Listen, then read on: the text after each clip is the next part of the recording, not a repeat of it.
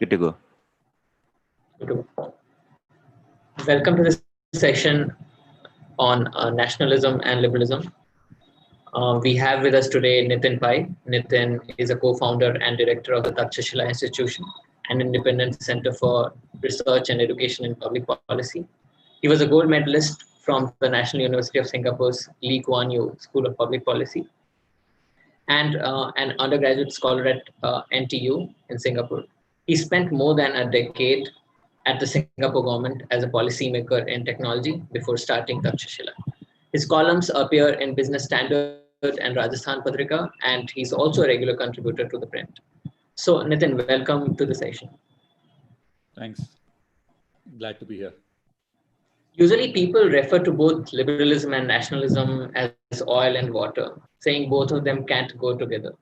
Nationalism has got a pretty bad name in Europe because of the horrors committed by many nation states like Nazi Germany. Some authors use the term patriotism to distinguish it from nationalism, but even that hasn't escaped scrutiny. As there is a famous quote by Samuel Johnson, patriotism is the last refuge of the scoundrel. But you quite interestingly view these notions of nationalism or patriotism as a very Eurocentric notion of sorts. And you claim that nationalism that India's founding fathers espoused was a liberal nationalism. You famously tweeted and pinned the tweet.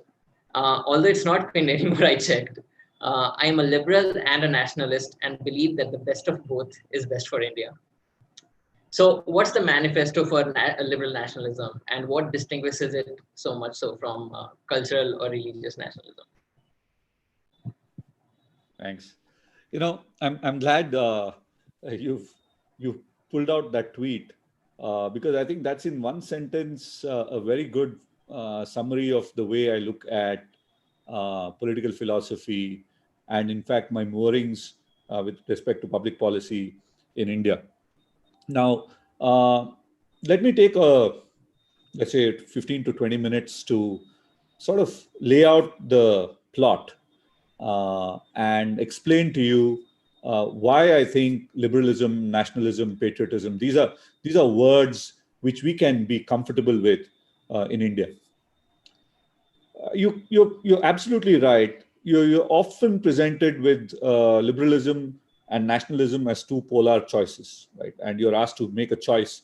You are either a liberal or you're a nationalist. You can't be both. If you say you're a nationalist, the liberals will attack you. If you say you're a liberal, the nationalists will attack you. And those of us who are who engage in public discourse are familiar with this. You get attacked by both sides, or either side, or one side at one time and another side at the other time. And if you're exceptionally lucky, you get attacked by both sides at the same time, right? So ideologues will tell you that nationalists can't be liberal, liberals can't be nationalist, and you've got to choose. But you actually don't have to choose. As a citizen of the Republic of India, especially because you're a citizen of the Republic of India, you can be both. And I would argue that the Constitution of India requires you to be both. Right? Now, let's go back a little bit into history, right? And I think you pointed out the history of the Indian Republic. Let's even go back to, let's say, 100, 150 years before, a few decades before the Indian Republic came into being. The roots of India's nationalist struggle have always been liberal in nature.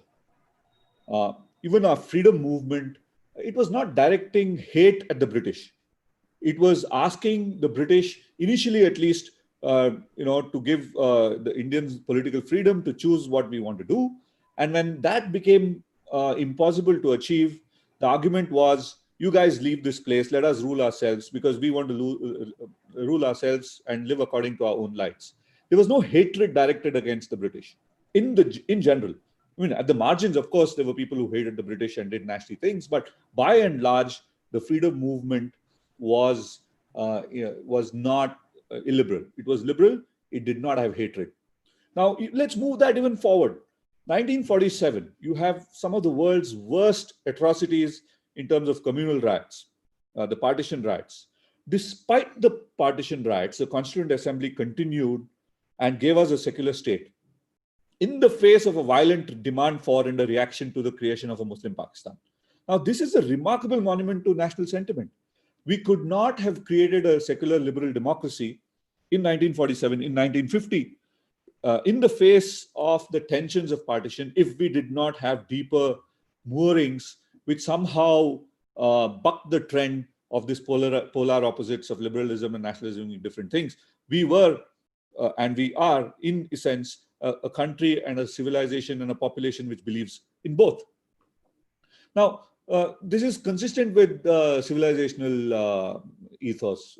If you look at Aryan writing in the 1st century AD, he mentioned that Indian kings would often feel that it is wrong to invade and impose themselves on other people. Pluralism was a thing. And if you look at lived practice, for a large numbers of people in India are happily liberal and happily nationalist simultaneously. So daily practice squares this as well, right? So we are, but we're liberal to we're liberal to varying degrees. And like one of my friends says, we are illiberal to varying degrees, right?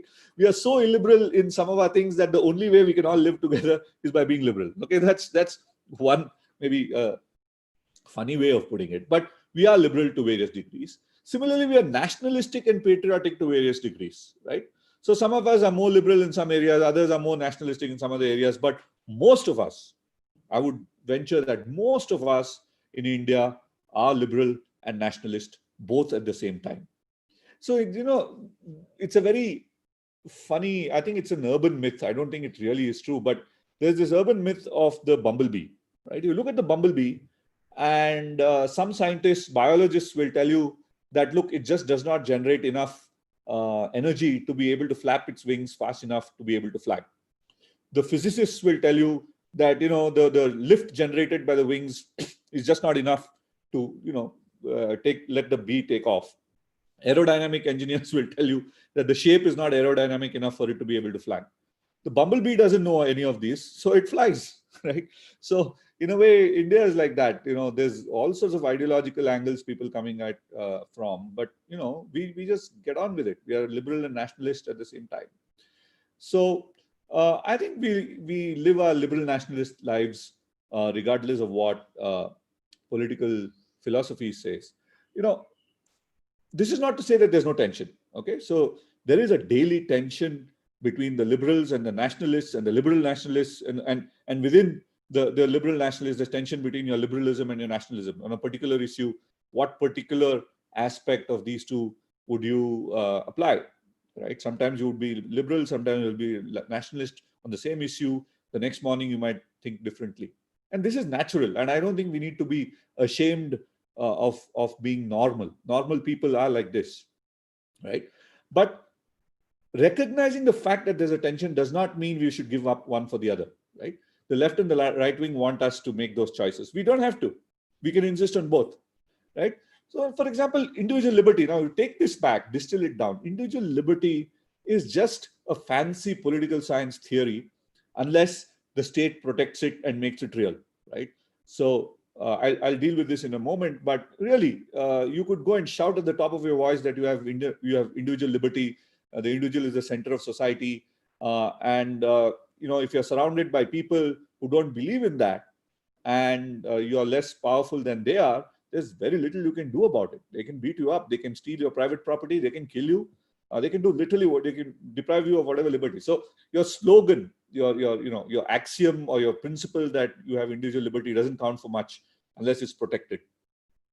Now, similarly, nationalism without liberalism is a monster, right? So you could do very, very nasty things in the name of nationalism if you're not also simultaneously motivated by liberalism. And we saw that happen in Europe 100 years ago.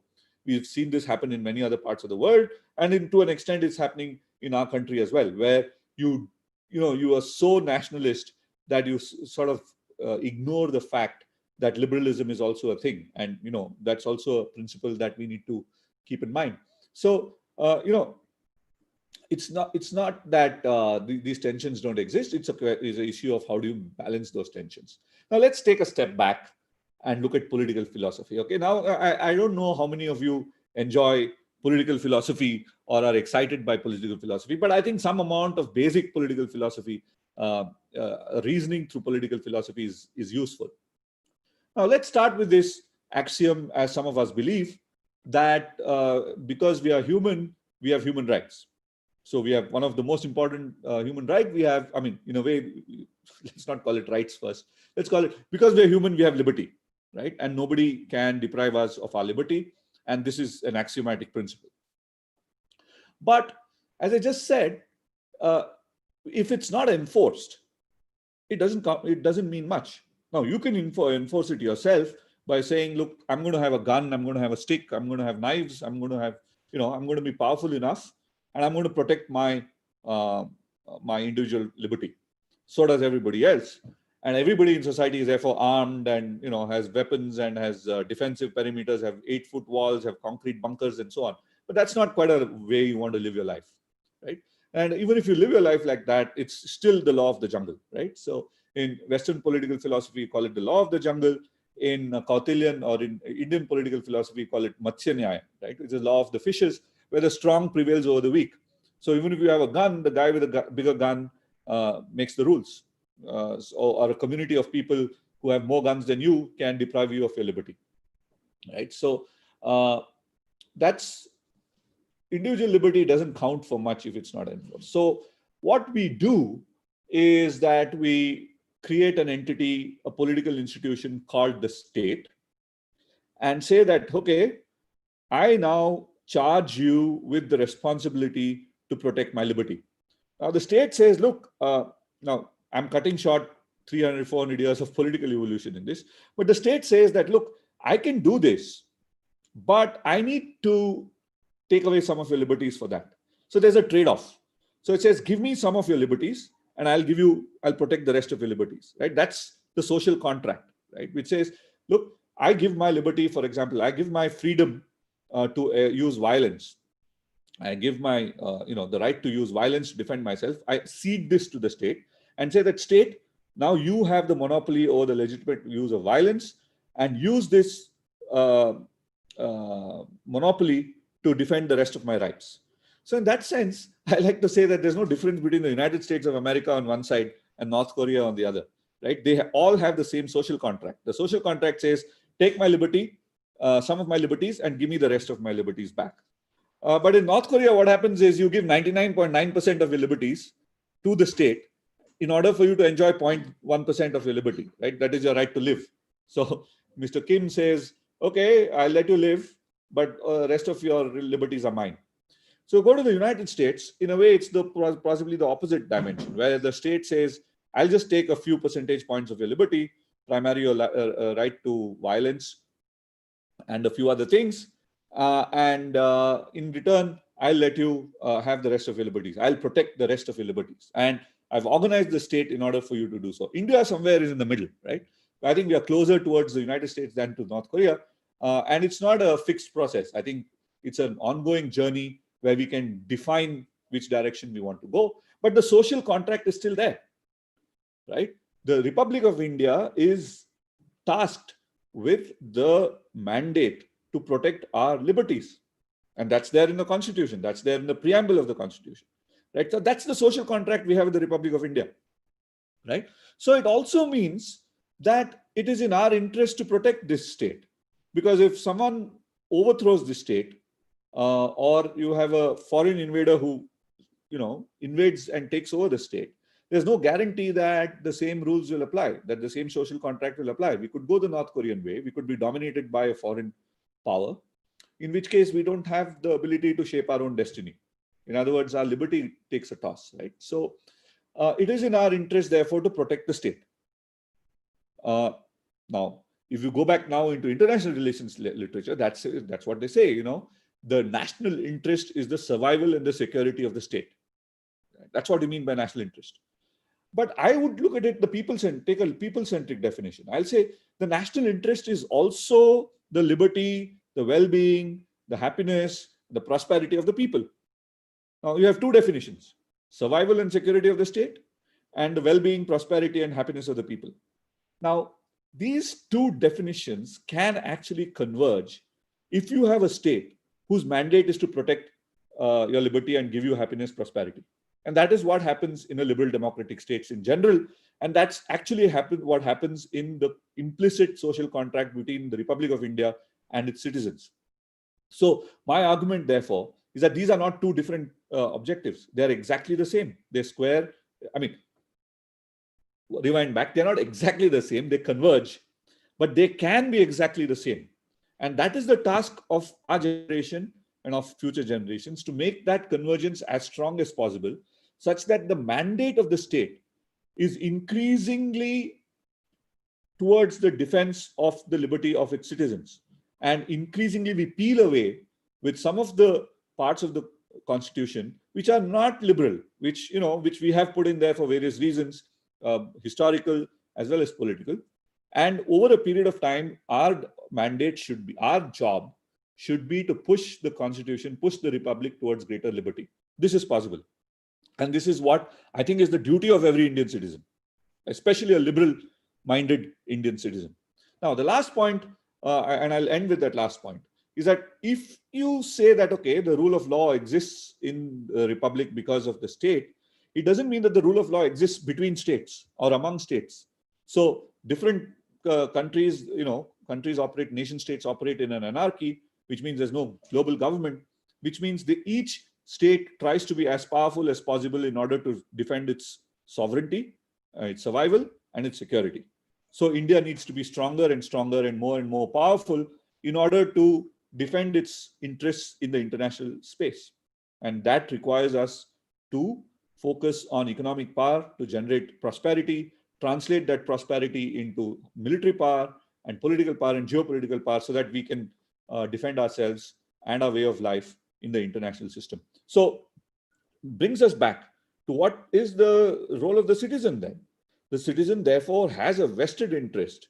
A liberal citizen has a vested interest in the perpetuation of the Republic of India and its movement towards greater liberalism. The Indian citizen also has a role to be patriotic, because you want to, patriotism, maybe if you, to the extent that it means love for your country, I don't think you can force love on somebody, right? But if it means that you need to have a positive approach, you need to be encouraged to defend the republic when you need to, I think it makes sense. You are enjoined to defend this republic because it's in your own interest. A liberal democratic society cannot exist if there is no liberal democratic state to protect our liberty, right? So that's how I would square those three things. You can be liberal, you can be a nationalist, and you can be a patriot at the same time. And of course, there are tensions between these three terms, but that doesn't mean that you have to choose sides. You can be all of the above.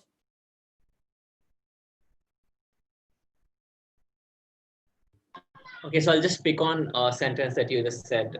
A liberal democratic society needs a liberal democratic state. And that reminded me of a conversation that I had around a week ago with N. Jayaprakash Narayan.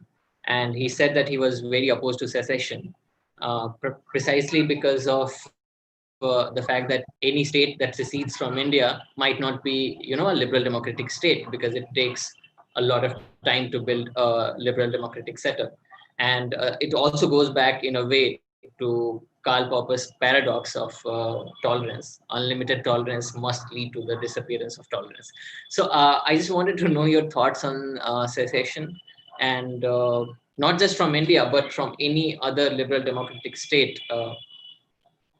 Yeah, see, I think the idea of secession is intimately linked to the idea of national self-determination, right? And national self-determination is an idea which came about 100 years ago in the face of colonialism, because there were colonial powers which ruled, large parts of the world, and over people who had no who had no say in their own future.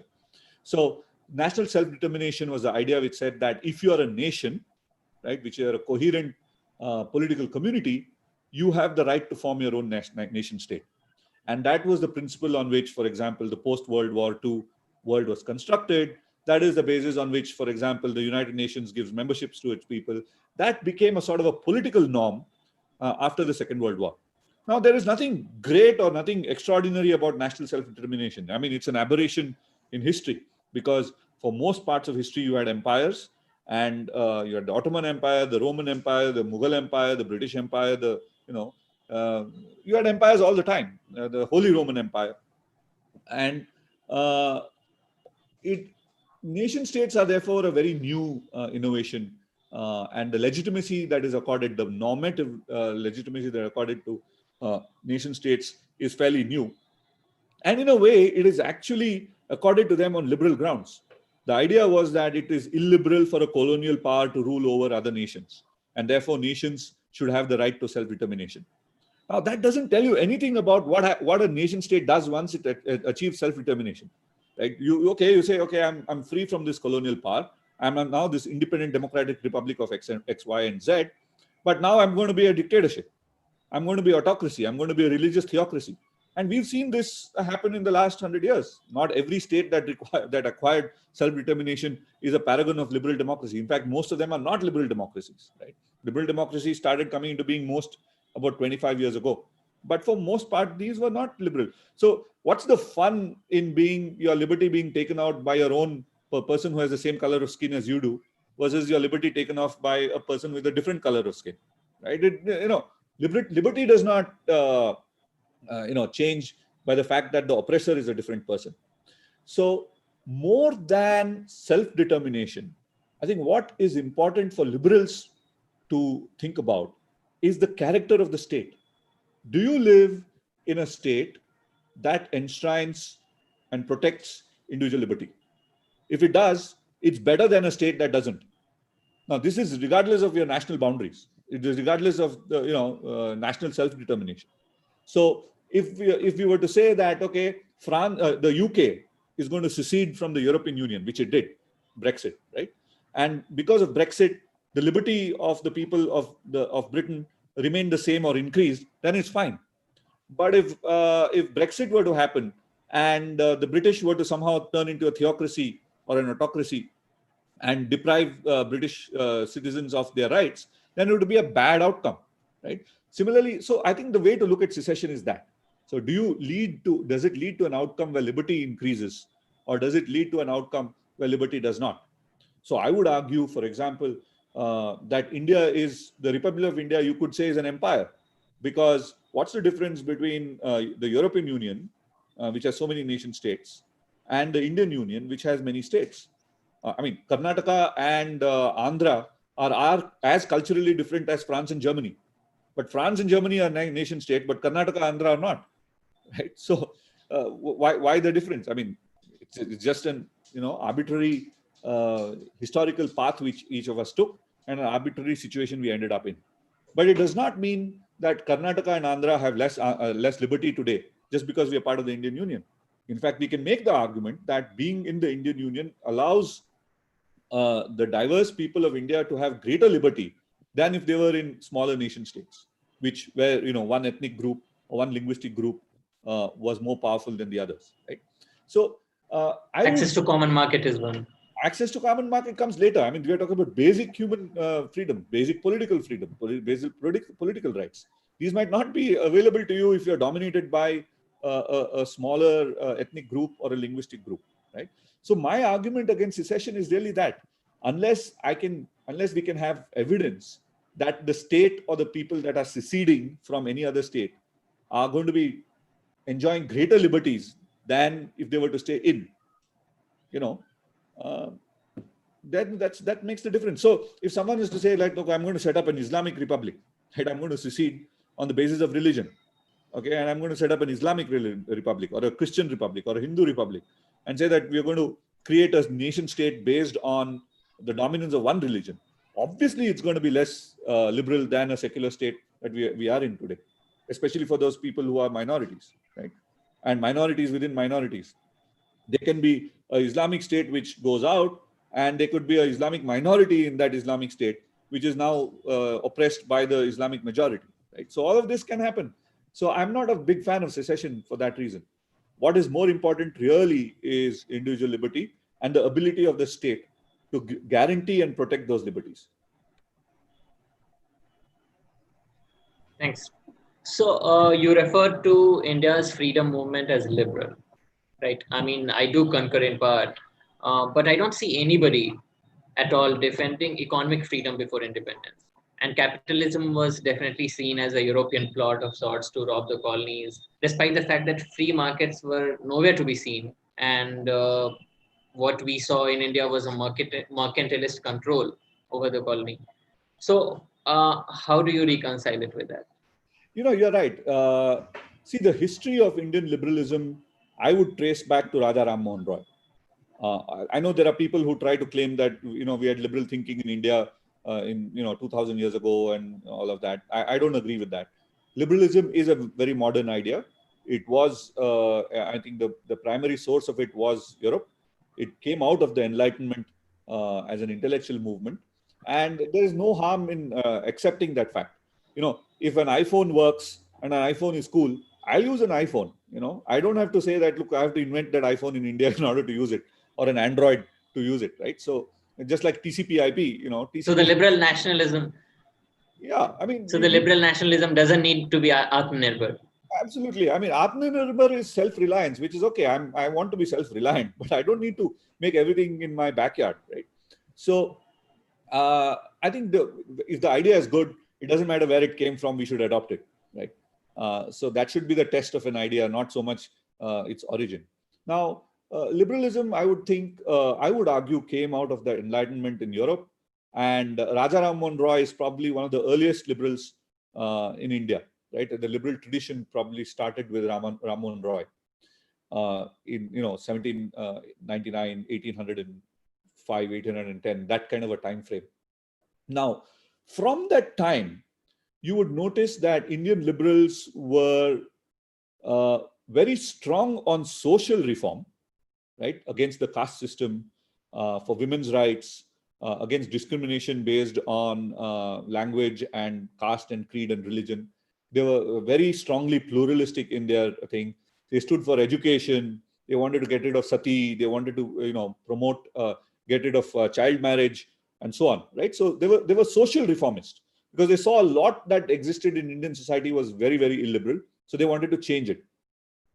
But on economics, most of them were suspicious of capitalism. And the big reason for that really is that capitalism came to them as a colonial product. The capitalists were colonialists, right? And they saw capitalism as essentially something which is a nasty colonial policy. Colonialism, because, the colonial capitalists were mercantilists initially. They drove Indian industry to the ground. They tried to dominate the Indian economy. So colonialism and capitalism got conflated in the minds of Indian intellectuals through its record in the country, all the way from the late 17th century.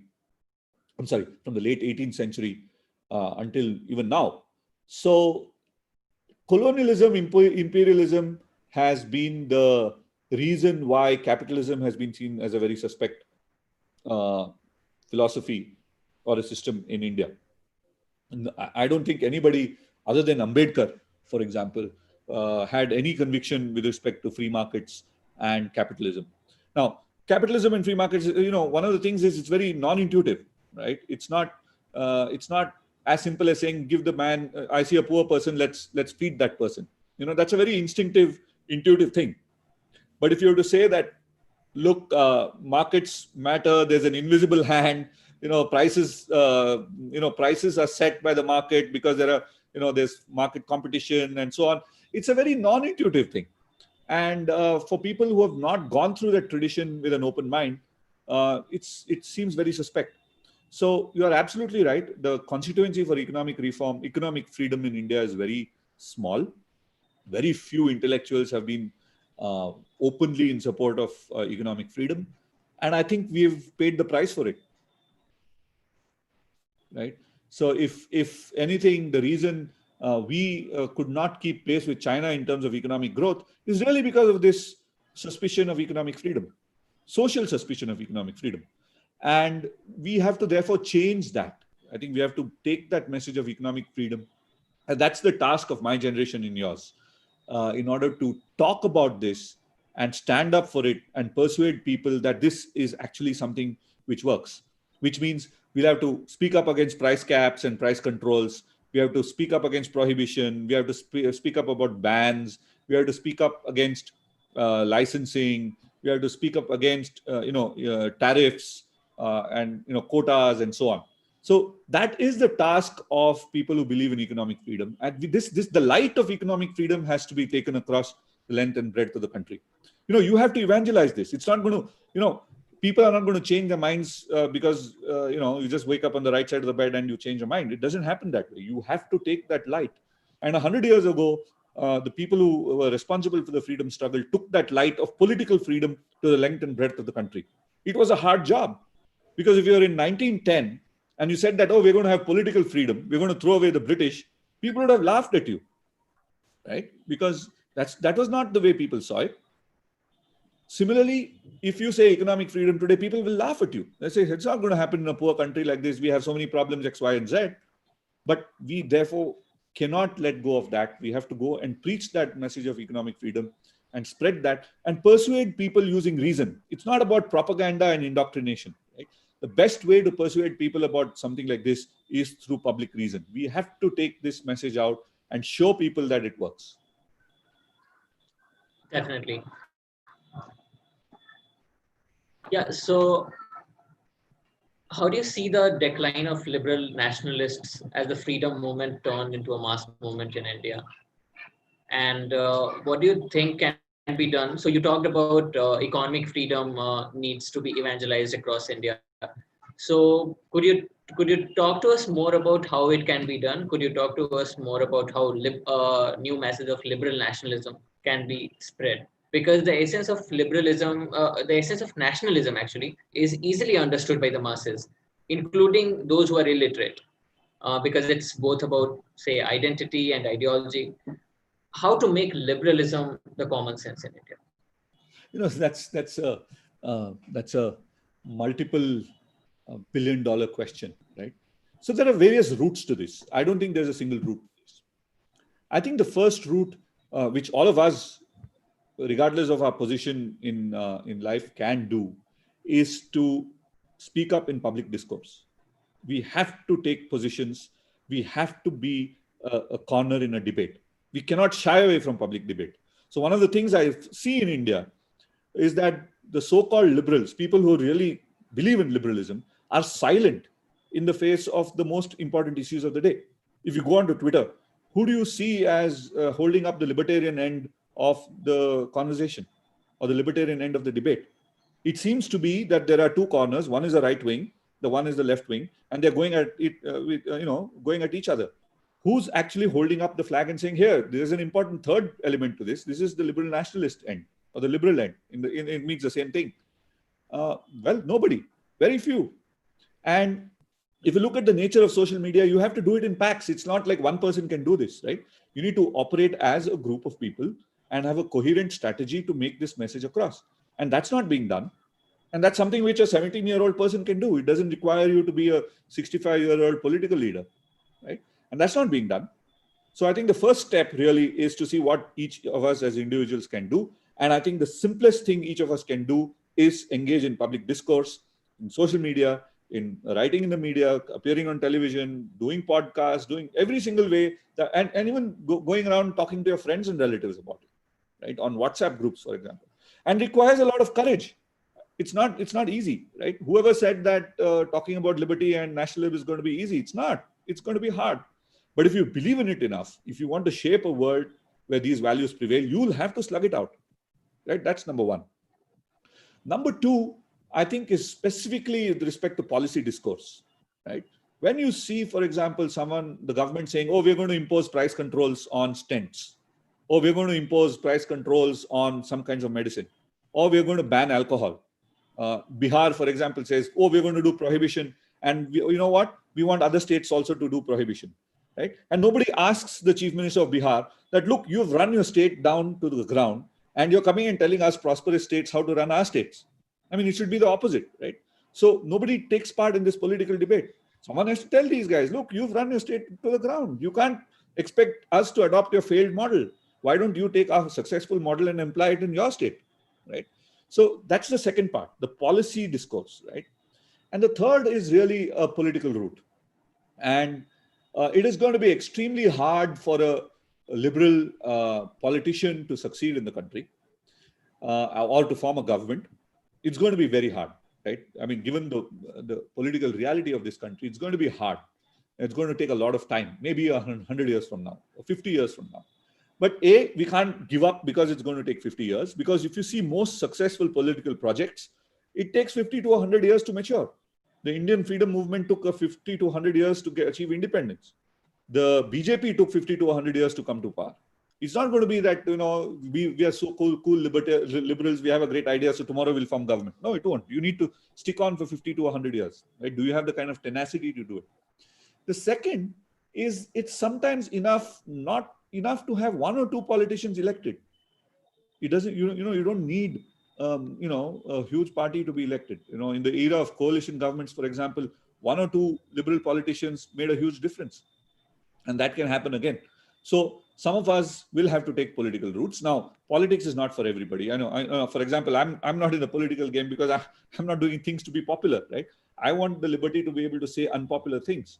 But there are politicians who can say popular things and still have a liberal backbone and tend towards liberal politics. And I think we need to be able to support such politicians.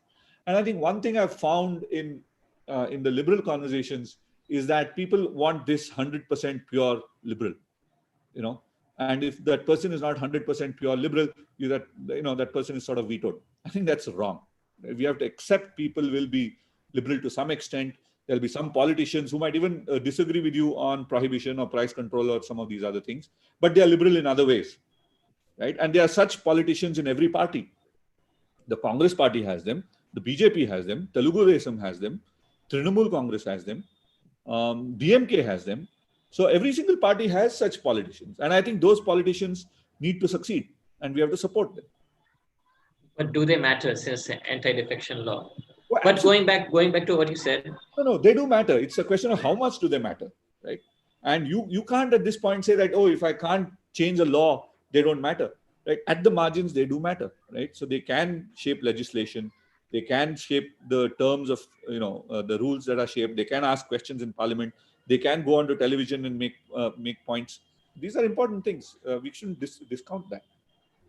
Actually, your response reminded me of something that Hayek said, and I think it was an advice that he gave to young Anthony Fisher when he was setting up IEA. He said that basically society's course will be changed only by a change in ideas.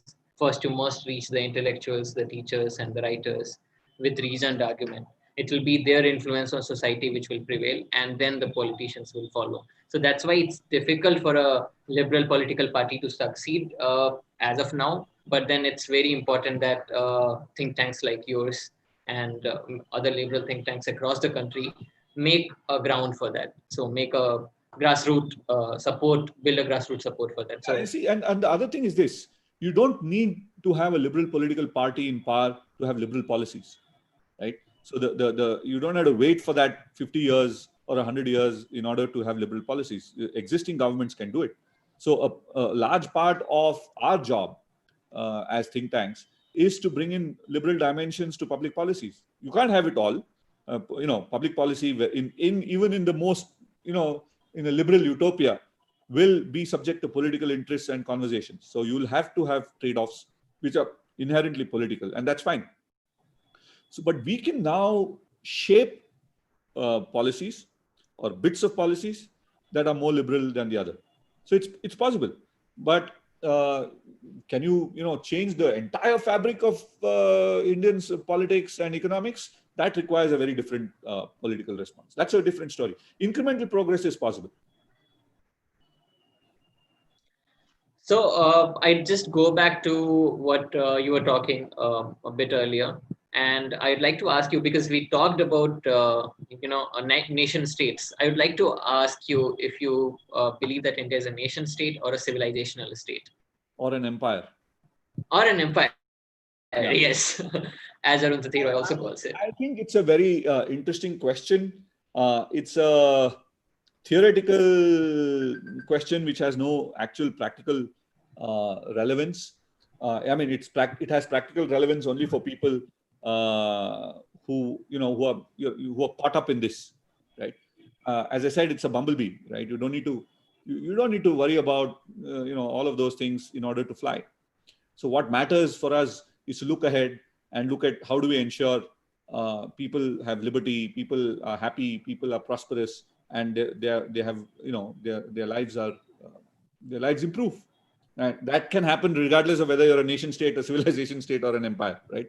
But to take your question, uh, you can argue, you can make very good arguments for each of these.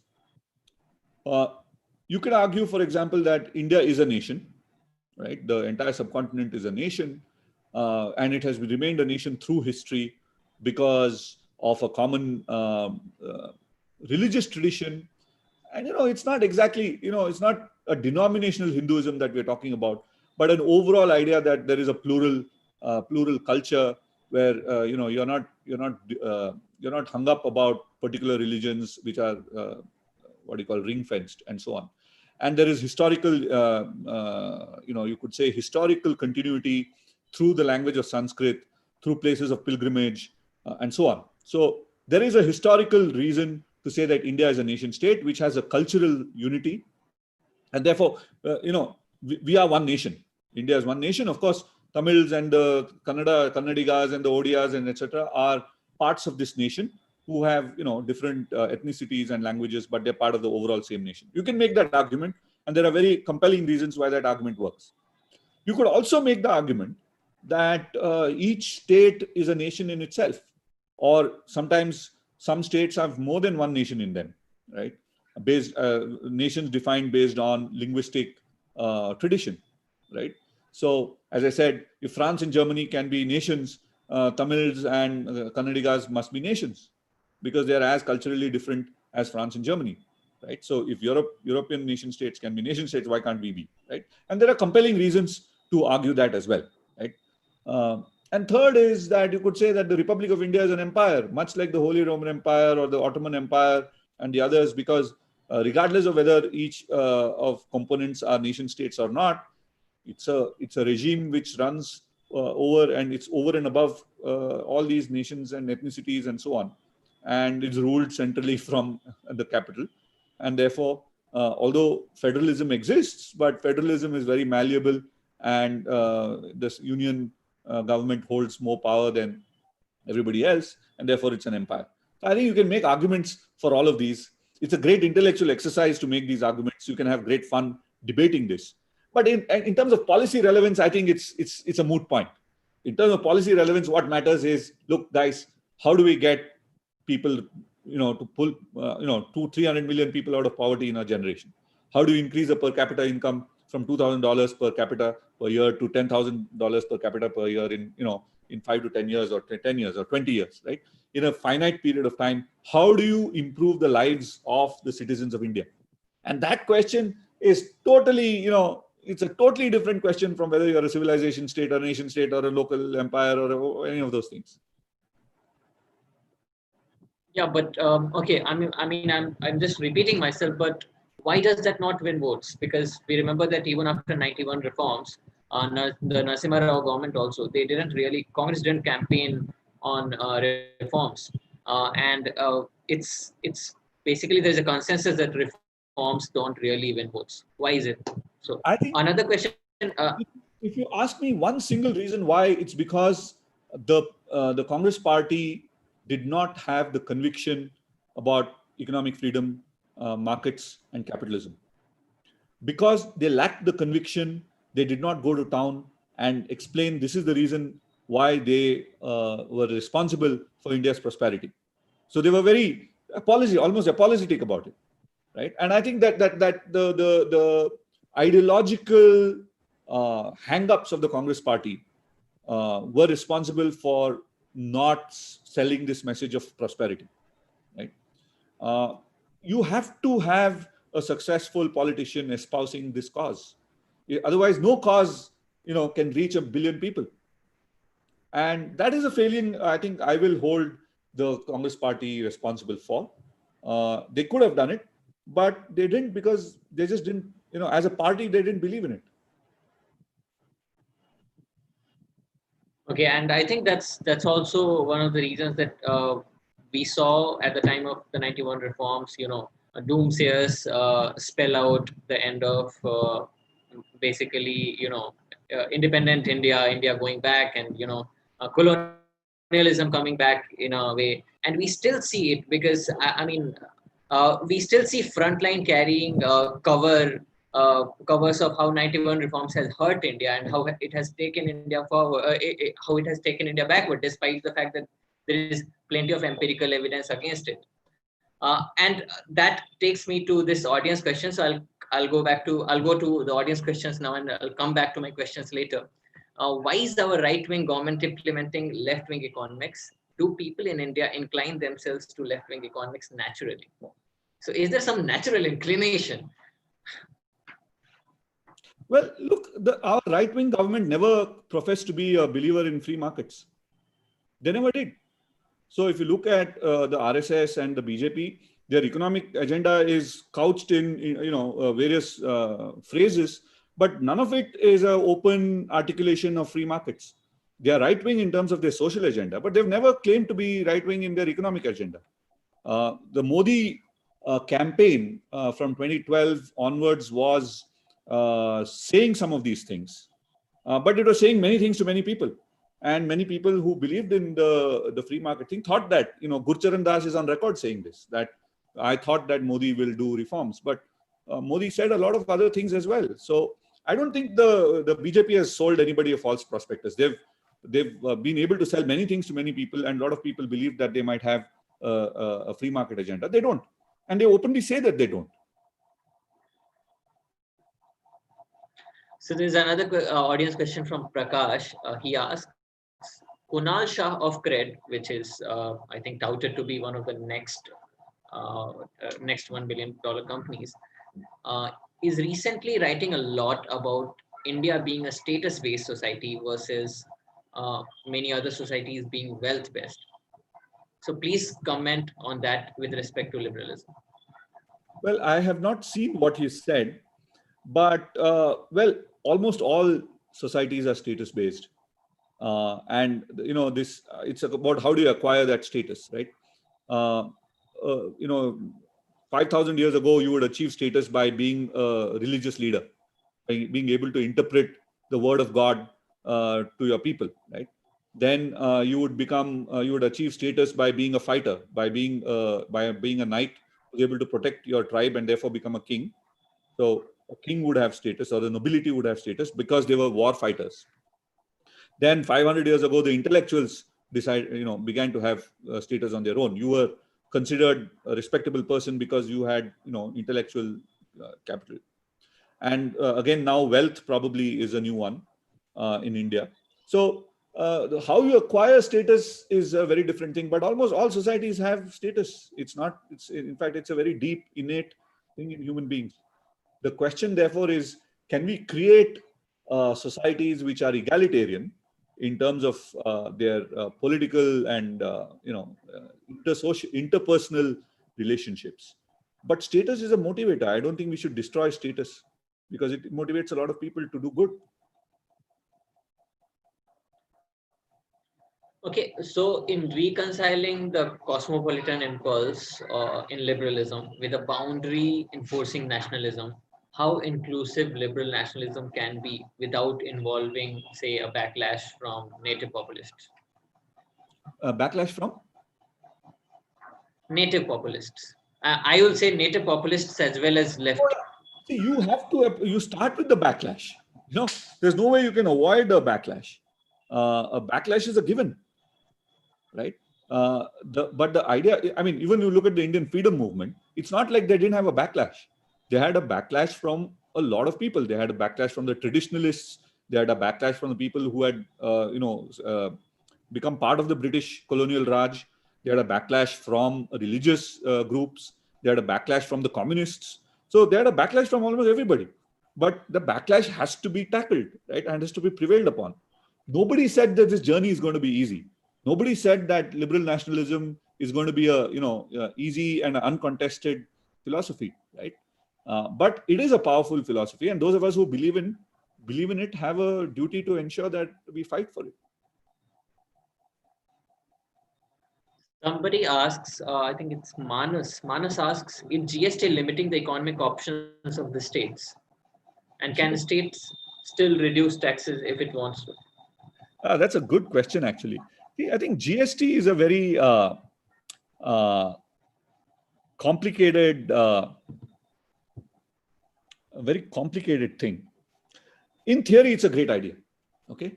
Because you want a system where a lot of people pay taxes, so the tax net is broad, but the tax rates are very, very small, right? What happens in India today, even today, okay, let's say before GST, is that you had a 50 to 100 million people who are paying huge amounts of tax as a percentage of their income, right? So 30, 40%, and at some points it used to be 90% in the 90s, in the 70s, and so on. So you have a small number of people paying a lot of tax, which is not good, right? It is unstable, it is prone to evasion, etc. But you have a lot of people paying small amounts of tax. That's good because it's broad-based, it's sustainable, it's predictable, and it allows the government to make a lot of choices because the revenue streams are more or less guaranteed. Now, what went wrong with the GST is it's horribly complicated. It's horribly complicated. So the question is not so much about states' rights, etc. The question now really is to make it so little complicated so that business can go on. People can do business legitimately without worrying about whether it's a paratha or a roti. The most famous thing which happened yesterday. And when does a paratha become a roti, and when does a roti become a paratha? What dates should apply? These are kind of questions which businesses shouldn't have to make, right? So making it less complicated, making it extremely simple, and ensuring that it's very uniformly implemented is the first order of the day. Now, of course, this revenue neutrality, etc., becomes a factor. States will say that, okay, if you reduce the rates, we will suffer, and so on. That is a conversation that needs to be hammered out between the union government and the states. Just because it's complicated does not mean that you should have 16 different tax rates for small sized roti, cooked roti, boiled roti, tawa roti, and other kinds of roti. Right? You can't complicate citizens' lives just because you can't get your act together. Okay, a very interesting question from Sanjeev is, liberal nationalism could easily be sold if it's based on incorporating positive liberalism in state policy. But the challenge of creating support for negative liberty is a difficult undertaking. What are your thoughts? Yeah, you're absolutely right. I think one of the reasons this liberal conversation has gotten hijacked is because of this rights-based discourse. Positive rights. You have a right to food, you have a right to education, you have a right to a fair, rich spouse. You have a right to all of these things. It's easy to say that you have a right because it doesn't, a right to broadband, for example. It doesn't make sense because let's take the right to broadband as an example, right? If you have a right to broadband, you can go to the government and say, I need a right to broadband. Where's my broadband connection, right? Someone has to pay for you to have that broadband connection. It doesn't make sense. You can't, and if that person is unwilling to pay for that, you have to expropriate that person's money in order to pay for your right. How can that be a right, right? So you can't have a positive right. In fact, that positive rights-based discourse has hijacked liberty, right? The rights are those which you can't be deprived of. Right to freedom, right to life, free speech, expression. This doesn't cost anybody anything, and the state must protect them. But to provide you goods and services in the names of rights is the point where all the problem starts. And as you correctly said, it's great to it sells wonderfully, right? You can become a politician and say, I'll give you the right to food, I'll give you a right to education, I'll give you a right to broadband, and as I say, I'll give you a right to a rich spouse. Because if you have a spouse who's richer than you, then everybody will become rich, right? I mean, it's just a magic solution to poverty, that any person who's marries a richer person, therefore becomes richer. But it's as absurd as that, right? If you think that is absurd, everything else is absurd as well. It's the same thing.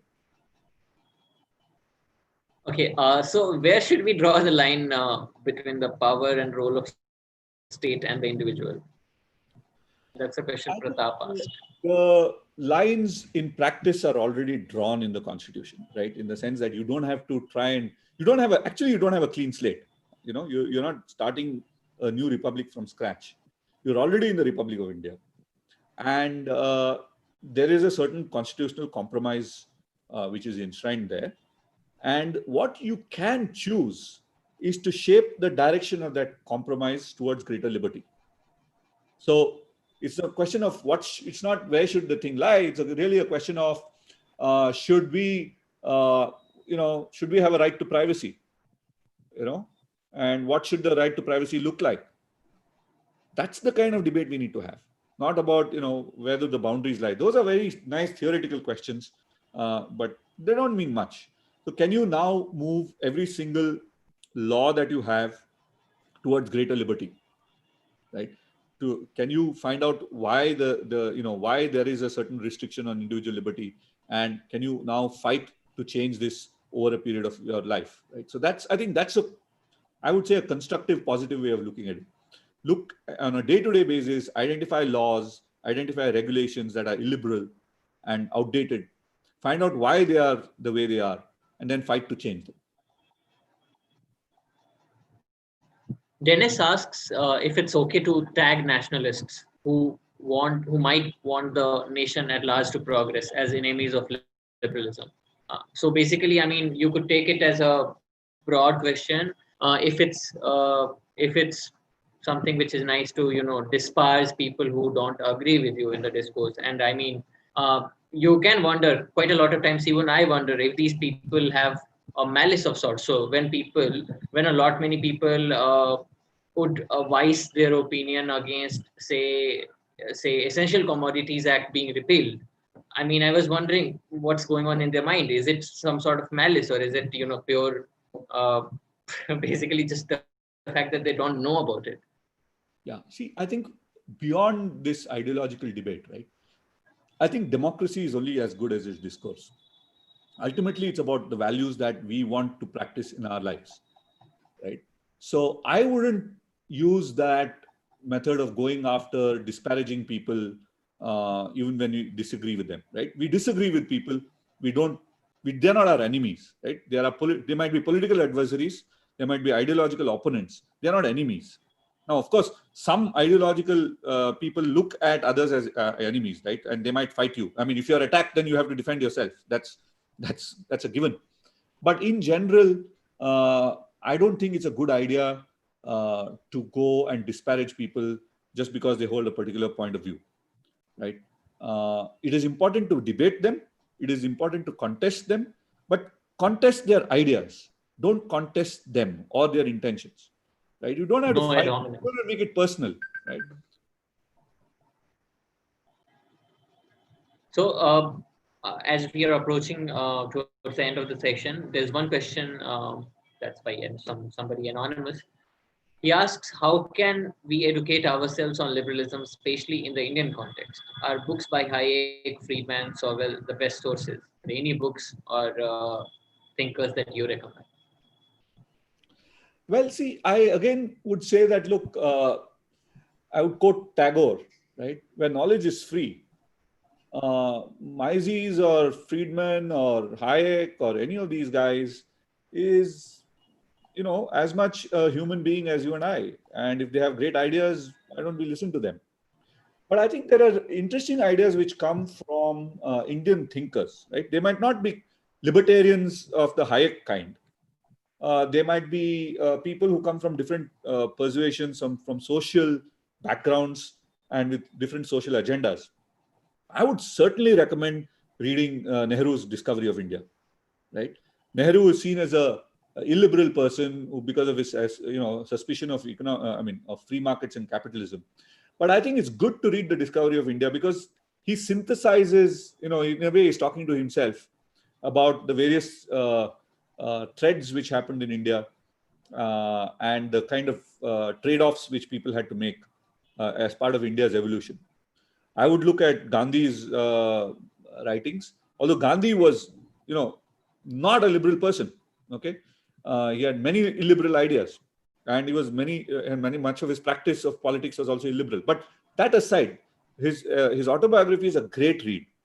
I would also recommend reading Tagore and Ambedkar. Right, so these These would be essential readings of people whom you need to understand why we are the way we are, right? Before we, try and look at ideological readings. Uh, as far as ideological readings goes, I think some of us are trying to compile handbooks and readers on liberalism in India. And I think in the next few years, we'll have a lot more of these. Okay, so I'll close with a last question. And before that, basically, this session was a part of SWACON, which is hosted by Students for Liberty and Swatantrata Center. Swatantra is a think tank that promotes public policy in general as a tool to social change, and they try to provide opportunities in public policy for our participants and alumni. Students for Liberty is an international student organization, the largest pro liberty student organization in the world. And rising above partisan politics, we engage in open and civil discourse over how to best promote freedom in all aspects of our lives, just like we're doing right now. So, can you tell us more about Takshashila Institute and what kind of opportunities you provide for students who are interested in public policy?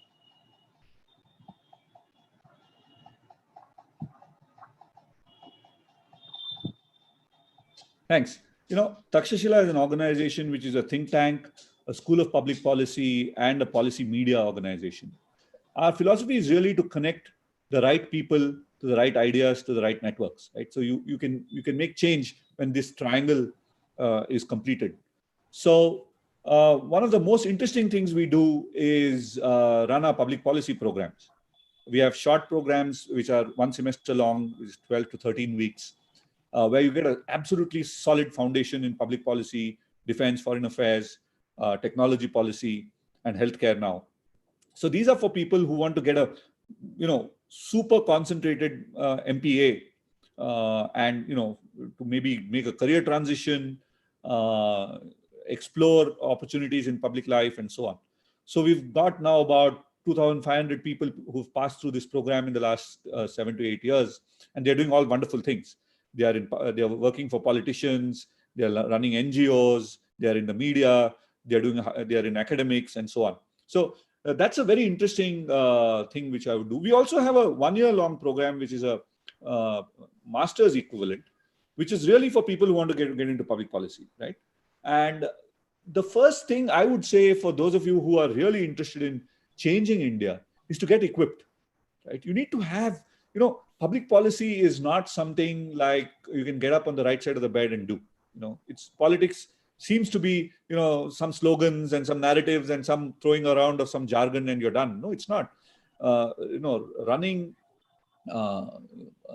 government, changing laws, making laws, implementing regulations, implementing public projects is a very, very specialized discipline. And it's good for you to be equipped.